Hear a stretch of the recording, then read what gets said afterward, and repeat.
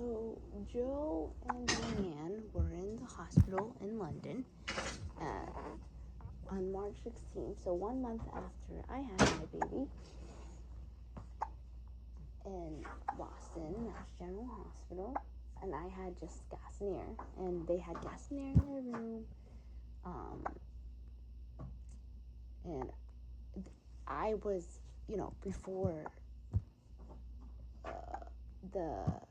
my doula came back, which is like before my due date, but like she was on vacation for that like week of my February 14th Valentine's Day. So I was like, oh, I have this really deep feeling she's not going to be there for my birth, but I definitely didn't want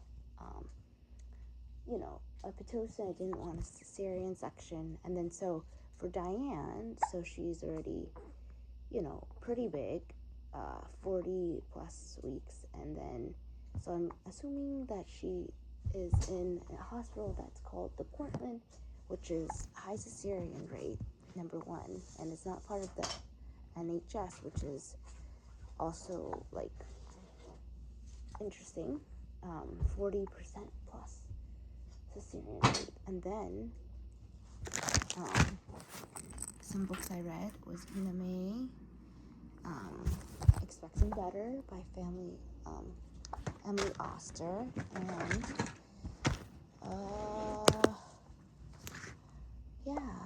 Expecting Better by Emily Oster, and then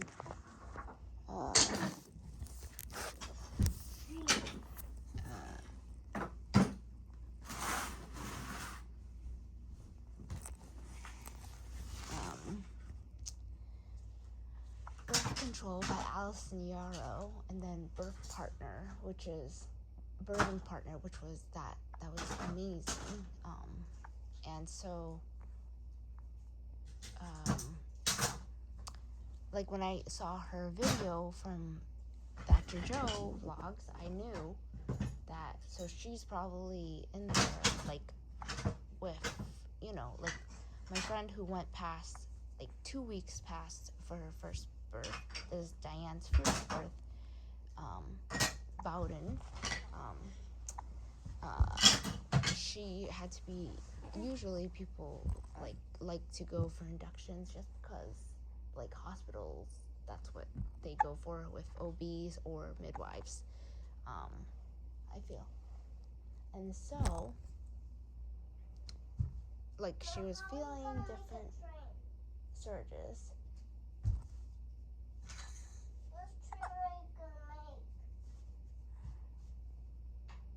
Let's just put like the simple ones, Thomas and Percy first. Thomas, Percy, and James. From Thomas the Steam Engine. Okay, alright. Okay, then put the green trains and the blue. I think they fall down a little bit. Maybe, but it's just it's the green trains and the blue trains. It just goes one way. It doesn't need to have. Let's have another train. Oh, you wanted to go all around the ping pong table? Is that what you wanted? All around, so you can walk around with the train. That's what you want? Not there. Yes. And so with Bowden, giving her surges, she was in the hospital. She already was admitted, so they're checking in on her. There's gas in her hair in the corner.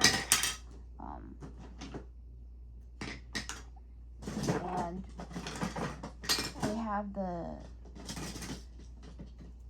monitor where you can see the surges on paper whenever it comes through. And then, she talked to the anesthesiologist, which I did see in the Mass General Hospital. And I said, oh, I would like to not have an epidural this time for my baby boy.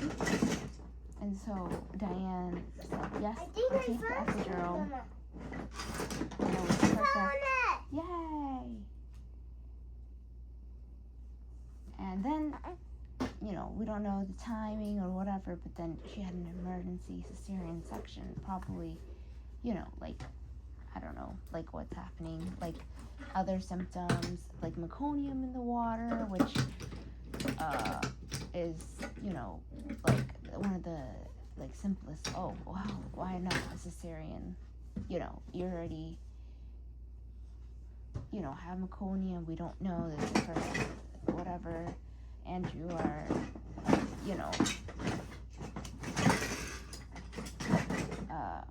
yeah, but so I like that she was unsure about the epidural, but she did get it, which I also did with my first birth, because I did also get she got the fake oxytocin, which is the Pitocin drip, which I also got. So, because, well, for me, my first symptom was both births was my sac carrying my baby and the placenta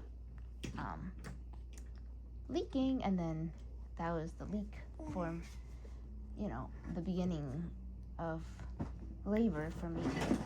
And so the first time I got Pitocin, so the second time I said, like I'm trying to go for just gas and air, nitrous oxide, and whatever else is available. There was no tub, and like I don't know, I love water, but I didn't have a tub, but I did have showers, and that was nice both times. But then I didn't like to be in there consistently, because number one, I don't know, it's very different when you're in a hospital setting, and none of them seem very like anti-cesarean section, is like, because deep down that every one of those hospital rooms can turn into a cesarean section, and that was what I was trying to avoid the most. And with my doula, Alana, I was telling her that was the main thing. And then the second thing, if I could not have Pitocin and not have an epidural, that would be awesome, because this might be my last baby. And for Diane, I feel like this might be her last baby, but we never know. So Diane had her emergency cesarean, so we could see Joe was with her in the theater, and they didn't really explain, but I'm just thinking that because of all the medical things that were introduced, Pitocin, an epidural, sometimes that can affect how the mom is. She's already past 40 weeks, and then it can affect the baby. So they have monitors and everything, and then if there's meconium, okay, like we're not gonna do like anything, we don't want anything, to happen to the baby or the mom, so go for the cesarean, which only takes a couple, like less than an hour, 15 minutes, like is perfect. Easily,